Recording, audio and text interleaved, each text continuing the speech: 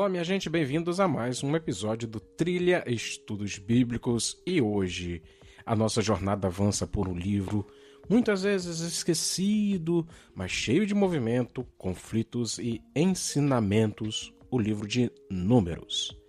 E apesar do nome sugerir listas e estatísticas, esse livro conta uma história viva. A travessia do povo de Deus no deserto, uma jornada marcada por altos e baixos entre a promessa de uma nova terra e os desafios no meio do caminho. O livro de Números começa e termina com 2 censos. Mas não se engane, essas contagens não são meramente administrativas, elas mostram a transição de uma geração para outra, revelam estrutura e reforçam identidade. É como se o povo estivesse sendo preparado por dentro e por fora para ocupar a terra que Deus prometeu. No hebraico, o nome do livro é No Deserto, e isso já nos dá o tom.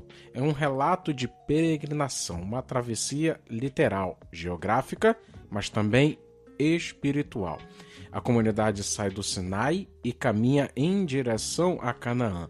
Mas, entre o ponto A e o ponto B, muita coisa acontece e talvez até demais. O que vemos ao longo dos capítulos é uma tensão constante entre a fidelidade de Deus e a oscilação do coração humano. O povo que tinha experimentado o livramento do Egito agora começa a questionar, reclamar, retroceder.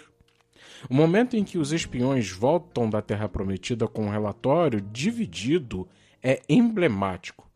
A terra é boa, mas os inimigos são grandes. A maioria desanima e, diante da incredulidade, Deus determina que aquela geração não entraria na terra. Seria preciso esperar e caminhar até que uma nova geração fosse formada. Essa espera, esse atraso, esse desvio, tudo revela que a fé não é um pacote instantâneo. Ela é uma construção, uma jornada feita de escuta, confiança, tropeços e recomeços. O livro traz episódios tensos, rebeliões internas, questionamentos contra Moisés e Arão, punições duras e até mesmo falhas de quem liderava. Tudo isso mostra que o deserto não era apenas um lugar de passagem, era um espelho. E o que ele refletia era o coração de um povo em formação. A caminhada do povo não era só física, era pedagógica. Deus estava construindo neles algo que não seria apenas com destino final. Era preciso aprender no processo. Mesmo em meio ao caos, existe ordem. O acampamento era cuidadosamente montado com as tribos em torno do tabernáculo. Isso era mais do que logística. Era um sinal visível de que Deus estava no centro da vida do povo. As instruções sobre levitas, ofertas, purificações e o papel comunitário mostram que a fé não é algo privado. É vivida em conjunto, com responsabilidades compartilhadas e memória preservada. A vida de fé precisa de formas, não para engessar, mas para sustentar a missão. E Números deixa claro que essa missão exige um povo atento, sensível, disponível para obedecer e seguir. Num dos episódios mais simbólicos, cobras venenosas aparecem em meio ao acampamento como resposta à nova murmuração do povo. Eles se arrependem e Deus dá uma resposta diferente. Manda levantar uma serpente de bronze. Todo que for mordido e olhar para ela, viverá. Números 21, versículo 8.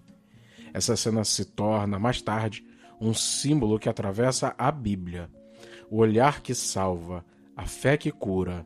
Jesus mesmo retoma essa imagem ao falar de si. Assim como a serpente foi levantada no deserto, ele também seria levantado para que todo aquele que nele crê não pereça, mas tenha vida eterna. Mesmo em meio à crise provocada pela própria infidelidade, Deus oferece cura. Ele não desiste do povo. Ele convida a recomeçar. E o que Números ensina pra gente hoje? Números continua atual porque ele é, em muitos sentidos, a nossa própria história.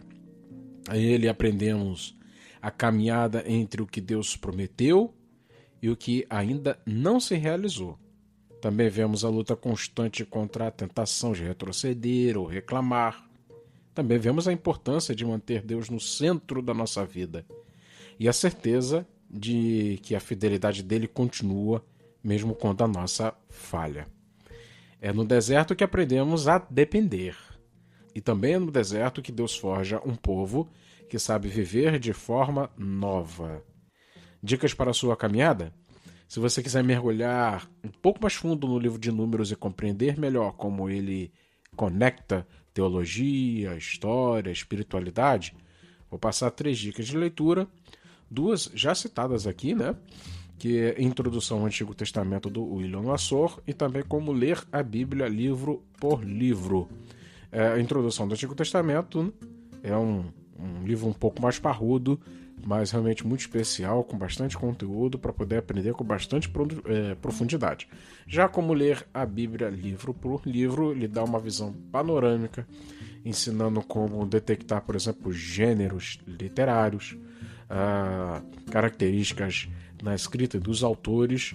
Realmente são 2 obras muito especiais que vão te auxiliar. A terceira obra faz parte de uma série já mencionada aqui, que é Pentateuco para Todos, mas dessa vez sobre o livro de Números. Inclusive, no volume que trata sobre o livro de Números, também temos o livro de Deuteronômio, que é o próximo episódio, o tema do próximo episódio do Trilha Estudos Bíblicos. Segue com a gente, compartilha com quem está caminhando com você e até a próxima.